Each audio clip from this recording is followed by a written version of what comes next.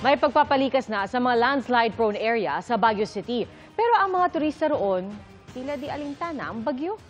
Nakatutok doon live si Darlene Tay. Darlene? Pia, naka-red alert yung buong Baguio City kaya kanina nag-ikot yung local officials para inspeksyonin at bigyang babala yung mga residenteng nakatira sa landslide at flood-prone areas.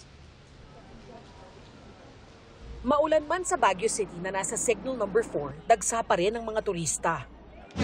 Since na 60 years old po yung father ko, so that's kailangan po talaga namin itong ituloy.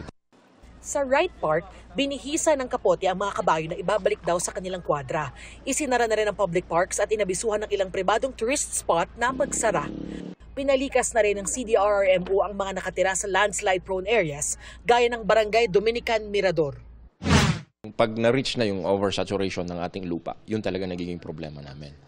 Kung ano naman na meron ng mga movements na yan na nakakatakot, of course, we will get out of the house.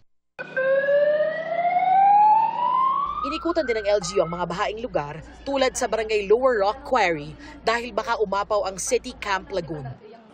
Ipinwesto na rin ang rescue equipment. Naghanda na rin ang Philippine Military Academy sakaling kailanganin ang emergency response. Pia, ngayon hanggang mamayang madaling araw inaasahang mararanasan yung malakas na buhos ng ulan dito sa Baguio City. Kaya kanina nag-anunsyo na yung Baguio LGU na suspendido na yung klase sa lahat ng antas bukas November 18.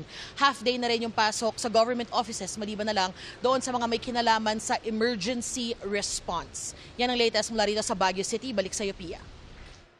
Ingat at maraming salamat, Darlene Kai.